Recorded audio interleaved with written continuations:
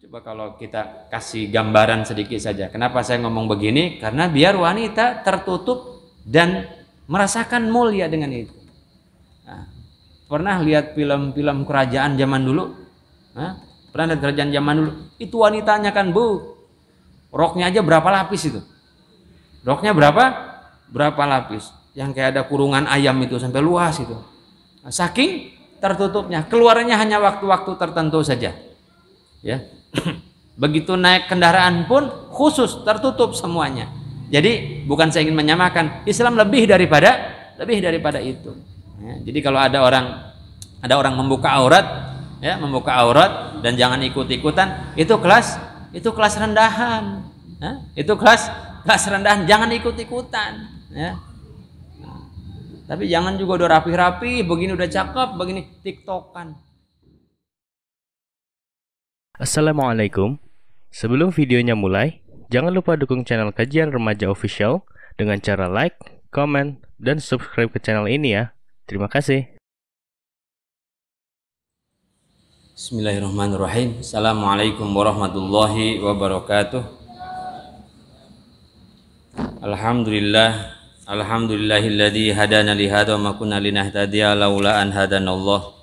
Asyhadu an la ilaha illallah wahdahu la syarikalah wa asyhadu anna sayyidana Muhammadan abduhu wa rasuluhu la nabiyya ba'dah.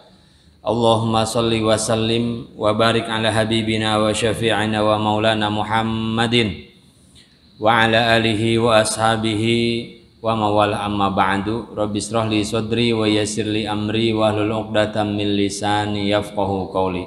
Allahumma anfa'na bima 'allamtana wa 'allimna ma yanfa'una wa zidna ilma.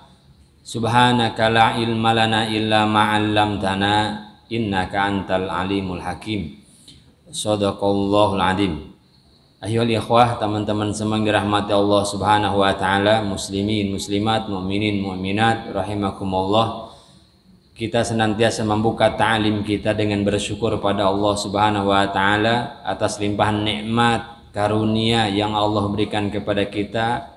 Terbesarnya adalah nikmat iman, terbesarnya adalah nikmat Islam, terbesarnya adalah kita mengenal dinul haq, dinul Islam, yang agama ini akan membawa kepada kesejahteraan, kemuliaan kita di dunia dan di akhirat.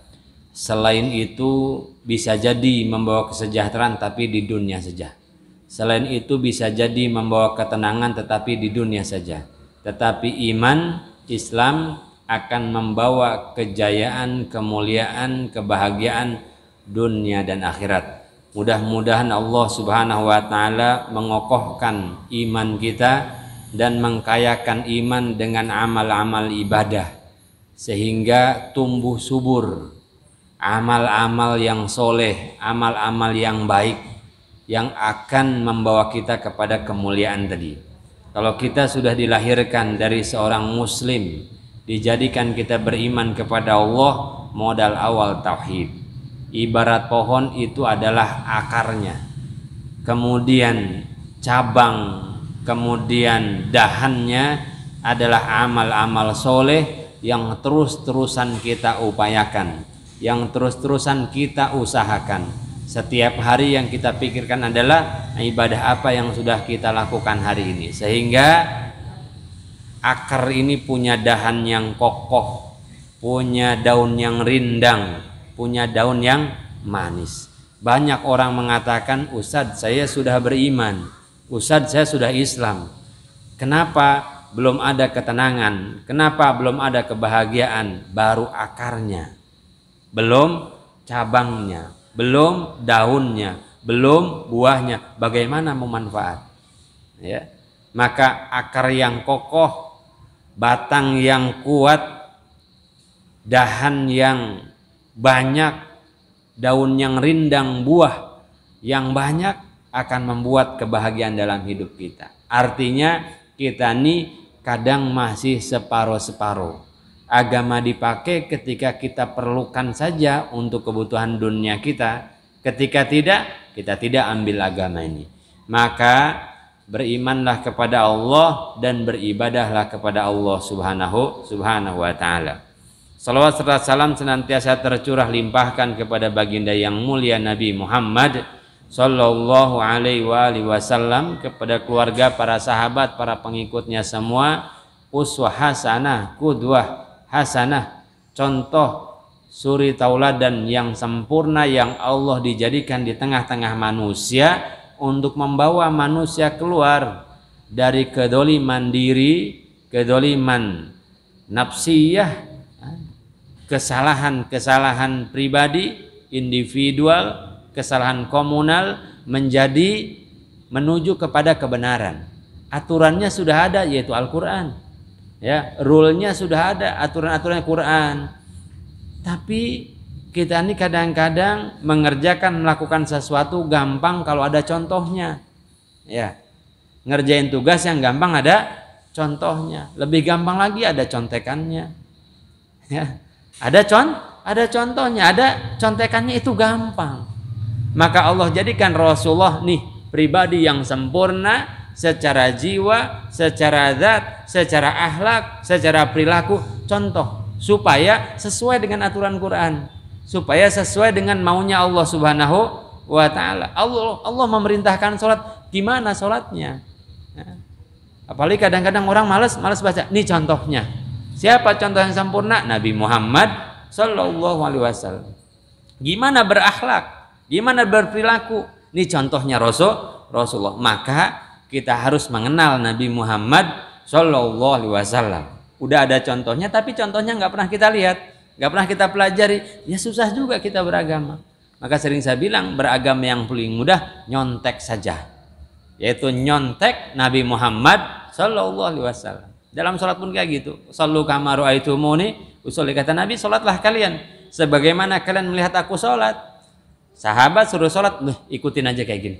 Ya, rukunya begini, sujudnya begini, terus seperti itu. Maka uswah hasanah ini jangan dikesampingkan. Harus jadi pokok dalam pengajian kita, mengenal Nabi Muhammad sallallahu alaihi wasallam, sehingga tumbuh kecintaan, sehingga tumbuh mahabbah, keridhaan untuk mengikuti.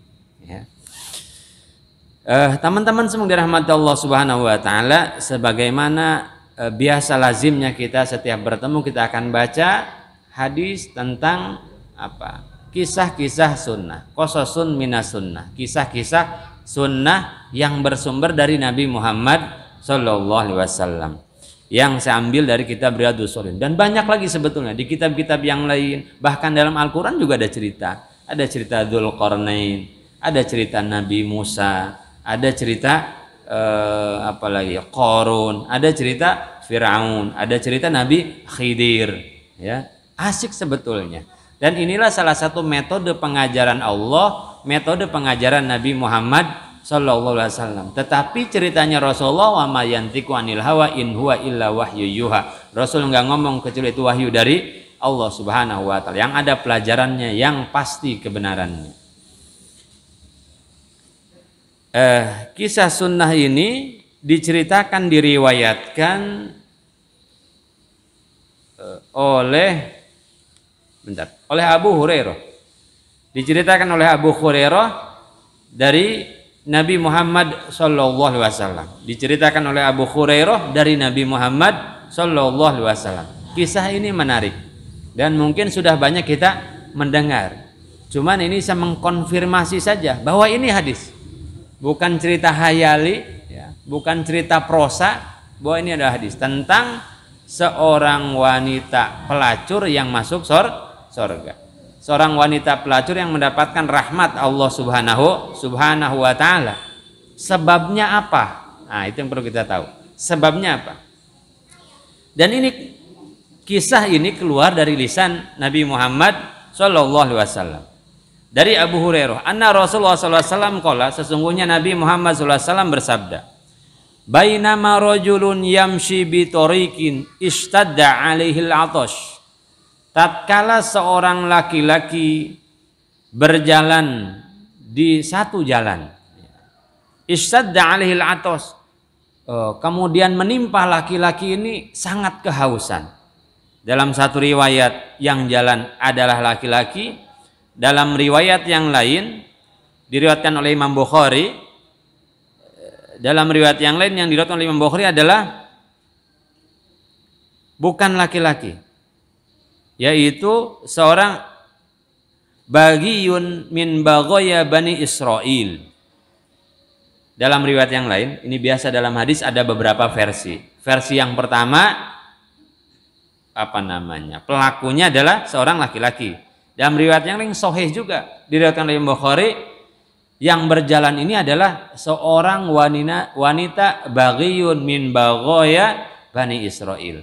Salah satu pelacur dari pelacur Bani Israel. Ya. Atau apa ya? Pelacur ya bahasanya ya. Wanita malam. Ya. Kupu-kupu malam. Atau Batman, bukan ya, kalau Batman bukan ya, itu kelawar ya.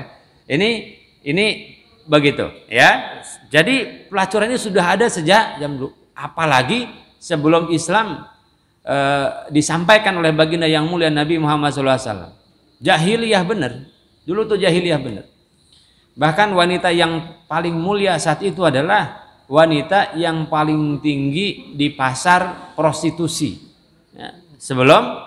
Sebelum Nabi diangkat menjadi Rasul, Muhammad sebelum diangkat jadi Nabi dan Rasul, itu yang paling mulia. Ya, maka orang kalau punya anak wanita agak malu. Ya, maka ada kisahnya adalah dikubur. Islam mengangkat itu semua. Bahkan Islam menspesialkan wanita. Islam menspesialkan wanita. Jadi Islam tidak ada diskriminasi dalam Islam soal itu. Diangkat harkat, martabat, derajatnya oleh agama Islam. Ditutupi demikian rapih, ya. Dilindungi hak-haknya, ya. Diperlakukan bak seorang putri. Itu Islam, ya. Coba kalau kita lihat kenapa dimuliakan seperti itu? Dari sisi aurat saja. Wanita mah ditutup dari atas sampai bawah. Wanita mah ditutup dari atas sampai bawah. Kenapa? Mulia. Nggak boleh sembarangan yang lihat. Coba kalau laki-laki ngablak.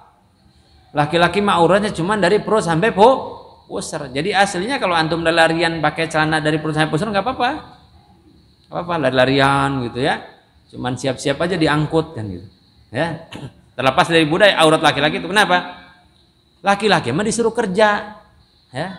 Laki-laki disuruh kerja, maka auratnya hanya sedikit saja, sama dengan budak wanita, yaitu perut di luar sholat pusar sampai dengan lutut saja. Kenapa? Laki-laki kerja, wanita mah dimuliakan. Waqarna fi buyutikunna, wanita mah kalau mau berkarir pun diam di rumah kayak putri raja.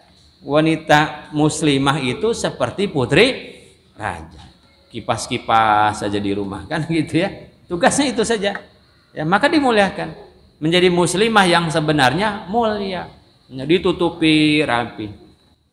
Coba kalau kita kasih gambaran sedikit saja. Kenapa saya ngomong begini? Karena biar wanita tertutup dan merasakan mulia dengan itu. Nah, pernah lihat film-film kerajaan zaman dulu? Pernah lihat kerajaan zaman dulu?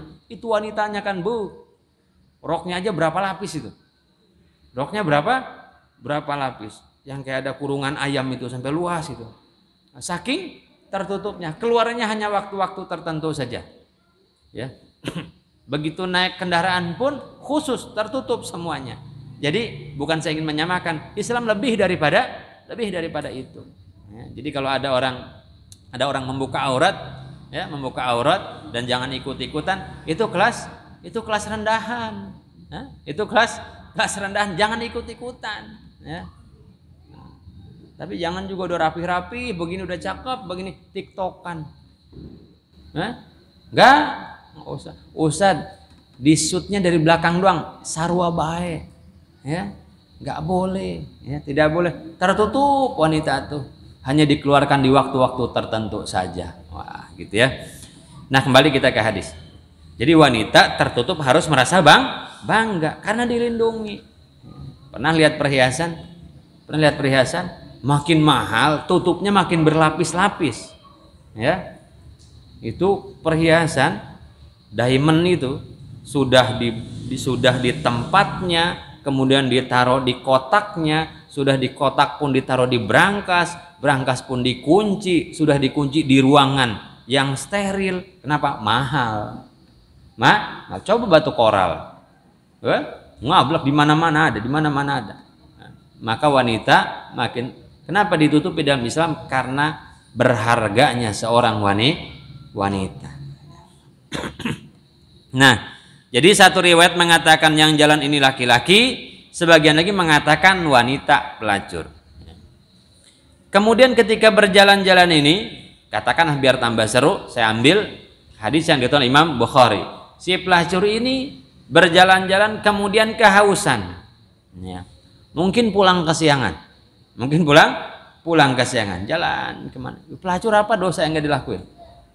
Pelacur apa dosa yang tidak? Semua dilakukan. Minal kabair, dari dosa-dosa besar. Kemudian dia aus, ya, haus ishtadal atos, sangat kehausan. Fawajada bi'ron, kemudian dia menemukan sumur. Lagi jalan nemu sumber air. Fanazala fiha fasyariba. Kemudian dia turun. Nazal itu turun ke sumur. Ini gagah perkasa pelacur. Turun minum. Ya. Berarti turun itu ke dalam sumur. Nggak usah dibayangin gimana turunnya. Naik ke Spiderman mungkin. Atau sumurnya pendek. Ya. Atau memang gagah perkasa. Ya. Tsumma kharaja, kemudian dia minum sepuasnya. Ya, biasa kan ada timbanya, ada embernya, nggak ada. Dia turun, kemudian naik. Tsumma kharaja. Kemudian ketika dia naik, ya, keluar dari sumur itu, faida kalbun yalhath yakulu thara minal atos. Ketika dia naik ke atas, dilihatnya anjing, ya, anjing. Saya lihat ke atas saja, dilihatnya anjing. Kalau yang lihat ke seseorang bisa tersinggung. Dilihatnya ada faida kalbun, ada anjing, ya, binatang yang apa? Najis, haram, ya. Kalau kita kena air liurnya dicuci sampai dengan 7 kali. Berat nih dalam syariat nih, najis mogoladoh, ya. Najis berat, anjing, ya. Yang kalau ada anjing di rumah itu, ya, malaikat rahmat nggak masuk. Artinya dari kategori binatang, ini binatang pun tidak terlalu dimuliakan, ya. Tidak seperti yang lain. Faidan kalbun, anjing ini yalhath ats-tsara, yakulu tsara. Anjing ini menjilat-jilat pasir. Kenapa? Minal atos, karena sebab kehausan. Anjing nggak bisa turun, ya. Dia ngejilat-jilat, kenapa? Saking ausnya. Faqalat rajul, berkata orang ini, laqad balagha hadzal kalba minal atos mislul ladzi kana qad balagha minni. Aduh, tadi saya yang kehausan, sekarang nih anjing ini kehausan. Dia merasakan seperti apa yang saya rasakan tadi. Apa itu namanya? Kelembutan hati. Ya Rob, ternyata anjing ini kehausan. Saya tadi juga kehausan. Aduh, saya bisa merasakan hal yang sama. Ya. Punya apa ini namanya? Punya empati, ya. Punya kepedulian, padahal terhadap binatang anjing, bukan manusia, bukan, ya. Bukan manusia yang dhaif, bukan, tetapi anjing. Ada rasa seperti itu tuh, ya. Maka perlu kita punya perasaan hati yang lembut. Hati yang lembut itulah yang akan menjadi dasar motivasi kita melakukan amal kebajikan. Nah, maka kita berlindung kepada Allah dari qaswatul qulub, hati yang keras, hati yang enggak punya simpati, hati yang enggak punya kepedulian, hati yang cuek banget, ya. Ngelihat nenek-nenek mau nyebrang jalan, biarin aja. Nenek-nenek salah sendiri, nenek-nenek pakai jalan-jalan, coba, ya. Enggak ada rasa kasih, ya Allah, kasihan amat tuh nenek-nenek mau nyebrang. Kali-kali cucunya nggak pada ada. Itu punya perasaan seperti itu saja tuh. Maka kemudian fanazalal bi'ra, kemudian dia turun, turun ke sumur. Famala khuffahu ma'an tsumma amsaku bifihi. Kemudian wanita ini turun, karena nggak ada ember tadi, dia copot sepatunya, Ya, sepatunya diisi air. Karena naik, benar ternyata naiknya kayak Spiderman. Karena naik nggak bisa pegangan, ya, pakai tangan pegangan seperti itu. Digigitnya sepatu yang diisi air itu, kemudian dia naik ke atas. Ya. Tapi don't try this at home, ya. Coba kira-kira naiknya kayak gimana sumur, nggak bisa kelelep. Ada, ini cuma cerita saja, ya. Ceritanya seperti itu. Digigit apa? Saking pengen menolongnya, saking pengen membantunya. Hatta raqiya fasaqal qalba. Kemudian dia naik, diberikanlah minum si anjing yang kehausan itu. Anjing yang kehausan itu dikasih minum. 2. 1, yang memberi minum adalah pelacur, yang dikasih minum adalah anjing. Tapi ada yang baik di situ. Apa? Rasa. Hati yang lembut. Apa itu namanya? Rahmat, kebaikan. Ya. Apa yang terjadi kemudian? Fasyakarallahu lahu faghafara lahu. Kemudian dia bersyukur pada Allah Subhanahu wa taala, ya. Bersyukur kepada Allah, berterima kasih kepada Allah, ya Allah saya bisa minum dan saya bisa ngasih minuman anjing yang kehausan ini. Karena sebab itu faghafara lahu. Dia diampuni dosanya oleh Allah Subhanahu wa taala. Itu jalan hidayahnya, itu jalan kebaikannya. Kemudian di sisa akhir hidupnya pelacur ini menjadi hamba Allah yang taat karena sebab perbuatan tersebut. Kalau kemudian para sahabat bertanya, ya Rasulullah, innalana fil bahaim ajron. Ya Rasulullah, emang di binatang-binatang itu ada pahala? Bukankah pahala itu cuma membantu orang, ngasih minum orang, ya, ngasih minum sesama muslim, ya, siapin makanan untuk manusia, itu kita oke lah, confirm, ya, itu berpahala. Tapi ini kan binatang, ya, binatangnya anjing pula, ya. Emang ada pahala di situ? Ya, sahabat kritis, ya.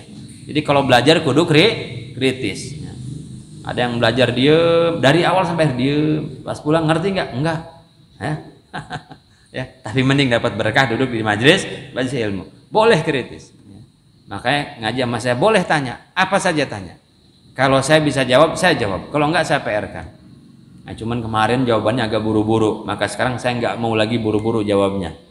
Nah, itu nggak mesti. Ternyata saya pikir ke rumah, kenapa harus dijawab langsung? Kalau saya sanggup jawab 3, jawab aja 3. Selebihnya buat minggu depan, gitu ya. Nah, jadi mulai sekarang saya nggak mau buru-buru jawabnya, takutnya kurang. Jadi nggak mesti terjawab semua ya panitia ya. Kalau 3, 4 sisanya dijawab minggu depan lagi sampai tuntas. Jadi para sahabat tanya, sahabat ini kritis, dan Rasulullah tuh baik. Rasul bilang, kamu pakai tanya-tanya? Enggak, kata Nabi Muhammad SAW, fi kulli kabidin rotbin ajrun. Di setiap sesuatu yang ada hatinya, limpahnya, di sesuatu yang hidup artinya ada pahala. Walaupun itu binatang. Inilah yang dimaksud dengan bahwa Islam ini datang sebagai rahmat untuk seluruh alam. Islam ini mengatur bukan hanya hubungan kita sesama manusia, bukan hanya mengatur hubungan kita dengan Allah, bukan hanya mengatur hubungan kita dengan orang tua, tetapi bahkan kepada sesuatu yang lebih rendah daripada itu, yaitu mengatur bagaimana interaksi kita dengan binatang, bahwa kebaikan yang kita lakukan kepada binatang itu juga mendatangkan pahala. Itulah Islam. Kalau di atas itu Ustaz, ya apalagi? Kalau binatang aja, terhadap binatang saja kita harus berakhlak, beradab, apalagi terhadap manusia. Apalagi terhadap orang tua yang melahirkan.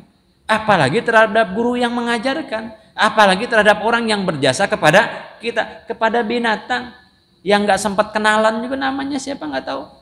Ada pahala. Jadi bukanlah Islam yang kasar, bukanlah Islam yang memaki, bukanlah Islam yang mencaci, bukanlah Islam yang berbuat kasar. Islam yang lembut, Islamnya Nabi Muhammad Sallallahu Alaihi Wasallam. Kita lihat dalam aturan fikih pun, ketika mau nyembelih binatang, apa kata Rasulullah? Tajamkan pisaumu. Tajamkan pisau, yaitu begitu potong seret beres. Mau potong ayam, pisaunya sama pisau potong tomat. Itu ayam botak bolak-balik belum, ya. Siapkan pisau yang tajam. Bahkan makruh tuh hukumnya ya. Kalau kurban itu hewan yang satu melihat hewan yang lain disembelih. Ya. Ini anak muda jadi panitia, di sini kambingnya dipotong, di sini juga. Itu kambing juga ngelihat. Ya Allah, itu sih gitu. Apa namanya? Dipotong. Bentar lagi giliran saya, embe, itu nangis dia. Ya. Manusia ini kadang kebangetan, dia nggak punya pri kebinatangan, ya. Jadi dan misal bener pahala, lihatlah seorang pelacur diberikan hidayah oleh Allah, diberikan kebaikan oleh Allah Subhanahu wa taala, kemudian setelah itu jadi asbab dia hamba pilihan Allah Subhanahu wa taala. Sebagian mengatakan setelah ngasih makan anjing itu kemudian dia menjadi wali, menjadi kekasihnya Allah Subhanahu wa taala. Begitu luas dimensi agama ini, ya. Ini kadang-kadang kita baik sama teman sepengajian doang, ya. Begitu keluar, enggak sakit, enggak sepengajian, enggak mau nengok. Hah? Kemana kita? Ya. Kenapa enggak nengok yang teman sekelasmu itu? Non muslim. Siapa bilang nengok non muslim enggak berpahala? Berpahala. Ya. Kebaikan. Itu akhlak. Ya. Marah-marah keluar dari rumah, nyampe keluar rumah ada ayam-ayam ditendang, ada kucing-kucing ditendang, diikat kucing. Wah. Tapi anak-anak sekarang jarang ya, mainannya nggak terlalu ekstrim anak sekarang. Anak dulu tahun 80-an mainannya ekstrim. Bener, ada? Nggak ada, kalian nggak tahu, belum lahir ya. Itu main zaman dulu, papatong, tahu papatong? Butterfly. Ya. Capung. Itu dipotek, diputusin, dikasih terbang, turun lagi. Dipakein baju segala macam. Ya Allah, zolim kita dulu nih kepada binatangnya. Jangkrik diadu, coba. Cupang diadu, coba. Ya, ini mainan enggak sunnah, main tidak sesuai. Bahkan tahu main ketapel, makruh. Ya, main ketapel tuh makruh. Kenapa? Kata Nabi, diambil enggak itu burung, mati enggak, hanya membuat cacat, itu enggak boleh, makruh main tapel. Mancing, ada yang suka mancing? Nggak ada rapi-rapi begini ya. Mancing itu kalau dapat ikannya diambil bawa pulang buat dimakan boleh. Tapi mancing rilis, ya. Kenapa? Kesannya baik sama binatang. Yang bener mah nggak usah mancing.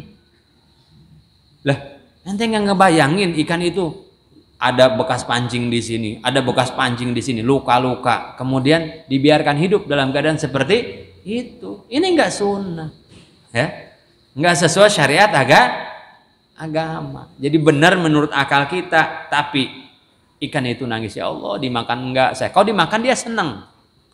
Dimakan, dipakai ibadah, dipakai sholat, senang binatang itu. Dipakai kurban, senang binatang itu.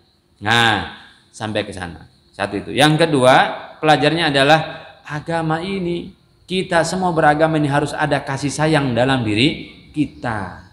Apa kata Nabi dalam hadis yang lain? Irhamu man fid dunya yarhamukum man fis sama. Sayangi orang-orang, makhluk-makhluk yang ada di atas muka bumi semuanya. Allah dan para malaikatnya akan merahmati, menyayang engkau semuanya. Sebab kita pengen rahmat Allah, maka sayangi semua, hormati semuanya, kenal nggak kenal. Kadang-kadang kita baik sama yang kenal, sama yang nggak kenal kita kurang baik. Di antara tanda akhir zaman itu kalian bersalam hanya kepada orang yang kalian kenal saja. Tanda akhir zaman. Artinya orang baik hanya kepada orang yang kenal. Begitu di masjid ketemu dengan yang dikenal, waduh bodoh, sendal ditendang apa segala macam kan gitu. Paling kau dari masjid ini muslim semuanya, saudara semuanya. Itu. Kemudian pelajaran yang keempatnya adalah jangan kita memandang kecil satu amal yang bisa kita lakukan. Ya, bisa jadi amal itulah yang menyebabkan Allah ridho kepada kita. Orang tadi hanya punya niatan, ya Allah tadi saya haus, ini anjing saya kasih minum biar dia nggak merasakan seperti yang saya rasakan, kasih minum anjing. Ya. Cuman satu lagi, kalau anjing satu kandang banyak, anjingnya satu doang. Jangan pernah menganggap remeh, menganggap kecil satu amal kebajikan yang bisa kita lakukan. Bisa jadi amal itulah yang mengangkat derajat kita di hadapan Allah. Bisa jadi amal itulah yang menyebabkan Allah ridho kepada kita. Yakni lakukan semua amal besar kecil yang bisa kita lakukan, karena kita nggak pernah tahu di mana Allah menyimpan, Allah merahasiakan ridhonya tuh ada di mana. Bisa jadi ketika ngedeketin sendal orang di masjid, jauh kita deketin, bisa jadi di situ Allah ridho. Ya. Sementara amal-amal kita yang besar banyak ujubnya, banyak riaknya, banyak sombongnya. Mana tahu ketika ibu kita sedang kesulitan halal. Kalau ibu besar, apapun dilakukan untuk ibu besar ya. Kawan kita lagi puasa ya. Kita cuman punya uang buat membelikan air mineral satu, oke oceh doang. Kebetulan tadi pas habis ngaji dibawa sama kita ya. Dibawa namanya tukel, nyatunya mekal ya. Dibekal juga dibawa gitu ya.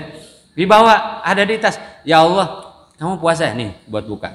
Siapa tahu Allah ridho. Jangan pernah mengecilkan amal. Apapun yang bisa kita lakukan dan kita kerjakan. Karena kita nggak pernah tahu di amalan seperti apa Allah titipkan ridhonya untuk kita. Kebalikannya. Jangan pernah juga menganggap remeh dosa sekecil apapun, karena kita nggak pernah tahu di mana Allah menitipkan murkanya kepada kita. Walaupun hanya sekedar kepada orang tua, Allah nggak ridho, kelar hidup kita, selesai hidup kita. Jadi itu pelajarannya dari sini. Pelajaran yang selanjutnya adalah jangan pernah memandang buruk seseorang. Jangan pernah memandang dan memponis seseorang pendosa akan menjadi pendosa selamanya. Jangan pernah memandang seseorang yang fasik fajir akan fasik fajir pada saat kematiannya. Dia udah emang bangor banget tuh anak. Udah susah lah dia mah. Jangan. Kita nggak tahu rahasia apa yang Allah sembunyikan pada diri seseorang. Siapa tahu akhir hidupnya kemudian dia husnul khotimah. Lusa kita bertemu, minggu depan kita bertemu, dia diberikan hidayah oleh Allah Subhanahu wa taala.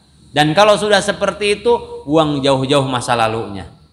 Buang jauh-jauh masa lalunya. Dia sudah bertaubat, dia sudah kembali ke jalan Allah Subhanahu wa taala. Ini mah jangan memponis. Lihat yang kemarin bangor waktu sekolah, pas kuliah ketemu lagi. Waktu sekolah ya mabok ya segala macam ya. Pas kuliah ketemu atau kerja ketemu di masjid. Kayaknya di masjid dia cuma mau nyolong sendal doang nih kayaknya. Kita curiga. Beri ruang yang cukup untuk saudara-saudara kita kembali ke jalan Allah Subhanahu wa taala. Semua orang berubah dan kita berharap setiap orang berubah menjadi lebih baik. Pelacur akhirnya menjadi kekasih Allah Subhanahu wa taala di akhir hidupnya. Dan ketika Allah sudah memberikan taubatnya, sudah hapus semua dosa-dosanya. Ini kisah seorang pelacur yang akhirnya mendapatkan rahmat Allah karena sebab memberikan minum seekor anjing yang kehausan. Apapun ya, saya titip pesan kepada kalian semua.